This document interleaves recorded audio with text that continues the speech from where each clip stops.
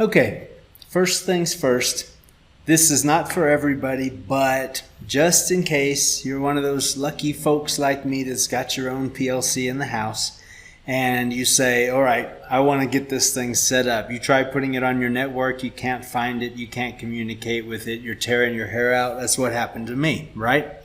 Okay, how do you get that new PLC up and running? Well, that is really easy on the Siemens PLCs. You see, what happens is when they ship these things, they usually don't have an IP address already set. So the IP address value is going to be like 0.0.0.0. And when you put that on your network, it's not going to show up. Okay? So how do you get it to show up? Well, right now, and this is normal when you're communicating with a PLC, you've got a normal Cat5 Ethernet cable, not a crossover cable, not some proprietary weird cable, just a normal Ethernet cable. You've got that plugged into your PLC and you've got the other end plugged into your switch or your router. Me, I use my normal internet router, okay? So like I've got like cable internet or ADSL internet at the office, and I just plug right into my Ethernet router and boom, just like that, the PLC's ready to communicate. But I did have to set an IP address on it before it would be recognized and be all simple on the network. So that's the question. How do you do that? Because the router isn't going to give it an IP address. You have to give it an IP address. Well, this is real easy. You take that same Ethernet cable that you're going to use to connect the PLC to the router, and instead of connecting it to the router, you're going to connect it right into the Ethernet port on your computer. And normally for most devices, you're thinking, don't you need a crossover cable? Don't you need a switch or something in the middle? Normally you do, but like I said, Siemens makes it easy. So no, you don't need that. Just PLC, normal Ethernet cable, plug it right into your computer, okay? Simple. Obviously, your PLC needs to be powered, okay? So if you've got like your 24 volt power supply or whatever type of voltage that PLC runs on, obviously you need to have power onto your PLC. Usually on these PLCs, the 1200 that I've got, for example, there are two different places to connect 24 volts. One of those is for the rail, okay? That's for all of your, digital outputs. That's supply voltage for those devices. I'm not using any devices, so I don't need that rail to be powered.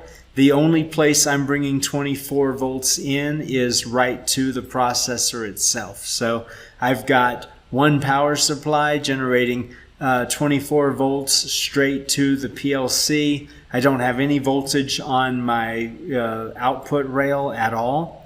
And then I've got my Ethernet cable, which now is plugged into the router, but for setup purposes, you want to plug that right into the computer.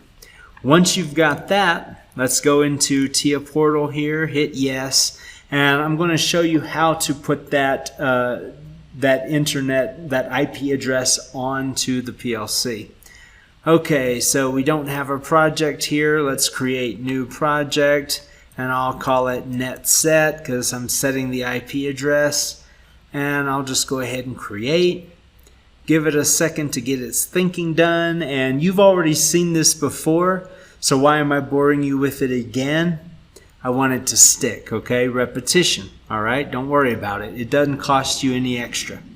Going into configure a device, add a new device, and we want to make sure out of these three boxes here, HMIs, PC systems, we want to make sure we have controllers picked so that I can find my device up here. That's going to be a 1200 CPU, and I've got the 1214 DC, DC, DC. So just keep clicking on that until it decides to open. The third one is the option that I've got. Hit add and give it a hot second, and that should open up into my project view. Come on, baby. Tick tock, the world is waiting. Do your thing, software. And And yep, here it comes. There it go. All right. And right away, I've got my device here. I'm going to click on this little green Ethernet port right there and look down here. This is where I get to set what my actual IP address is going to be. Mine is going to be 101. Okay. Now, here's how you find out what IP address to use. Let me stop for a second and back up because maybe you aren't a big networking person, okay? So I'm going to come to my Start menu, go down here to Windows System, take my command prompt, and here I'm going to type ipconfig, that's IPCONFIG, hit enter. Now, I'm looking for whatever network that I'm actually going to be using to generally communicate with my PLC. Right now I'm jacked straight in, so it doesn't matter. And that's probably going to be a wireless network because it is the 21st century after all. We're not still using cables all the time, but maybe you're on a cabled network.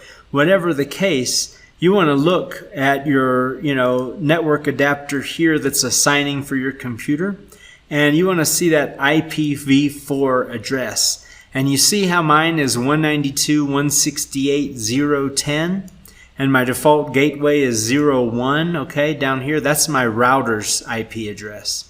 Well, my router is going to assign IP addresses to devices, or it's going to allow devices to communicate back and forth that are within this subnet mask, which basically means these first three octets, the 192, 168, and the 0, those need to be the same. And then this last number is what's going to be different. This 10 can be anything from 0 to 255.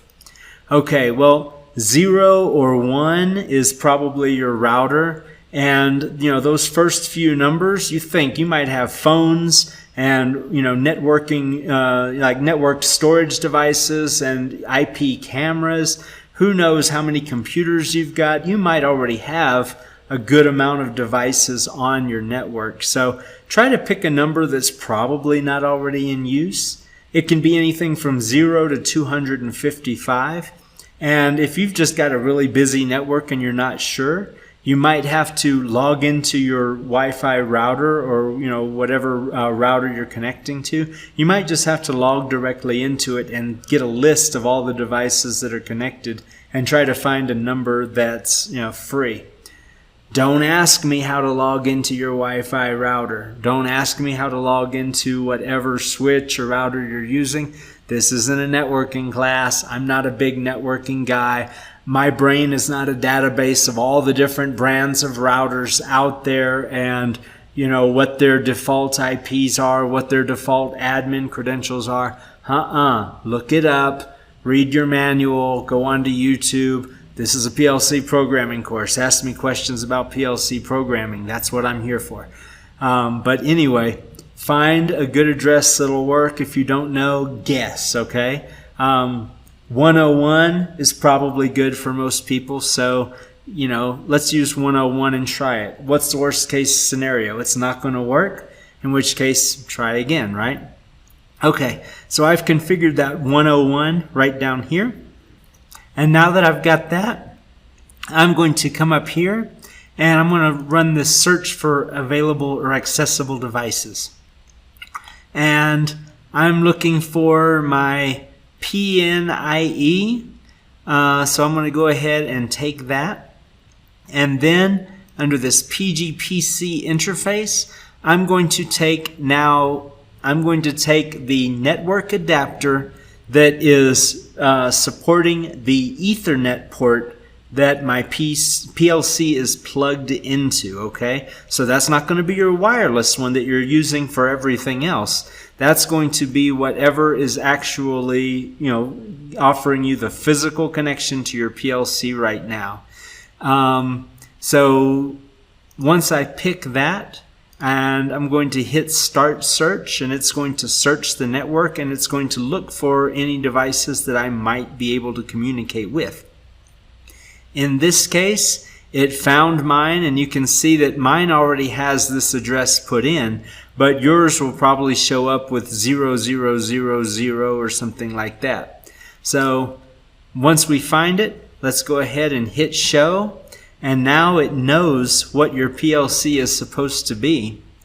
And once we've got that, we can go online with that PLC, select it, go online, and again, we're going to have to look for it. So now we've already defined it. Let's go ahead and hit start search, and it's going to look for it again for the communication. It's attempting to connect. Okay, found it. And now that we've got it, we can click go online. And there we go. We should be online with it at this point. And you see mine is giving me these little these little orange errors here. And the reason is because I've already got a program in my PLC, and it's saying, hey, you know what? These things are different. You know, you've got different tags, different all this stuff. Well, for right now, I'm just going to try to download to the device. So whatever program I've got right now, which is nothing, is going to be overriding whatever's in the PLC. And in your case, you know, that you shouldn't even probably have these orange errors if you're just setting something up. So I'm going to continue without synchronization. I'm going to load. And right now it's going to write whatever program I've got, which is nothing. And it's going to write that into the PLC. But more importantly, it's going to write in our IP address. So I can just hit finish. I don't really need to go online or start the PLC or anything.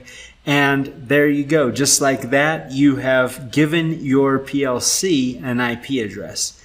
Now you can unplug that Ethernet cable from your computer, and you can plug that thing into the router, because now you're going to be able to communicate with it normally. So at this point, your PLC, if you have one, and if you don't worry about it, because you don't need one. But if you've got one at this point, your PLC should be basically at the same place that mine is. So when we pick up in the next lecture and start creating a project, everything should be the same, except obviously you might have a different model of PLC than mine, in which case if you have a PLC, when I select the model, don't select the model I'm selecting, select the actual model that you have. For everybody else who doesn't have a PLC, which is 99% of you, okay, so don't sweat that. Just go ahead and do the same thing I'm doing. It's going to be fine. And that way you know that you're not going to have any doubts later on. Oh, maybe I should have picked the one that he did because mine looks a little different. Just do what I'm doing if you don't already have a PLC. Okay? So that's it. That's how to set up your new PLC out of the box. And in the next lecture, we'll jump in and we'll start setting up a program that we can actually run.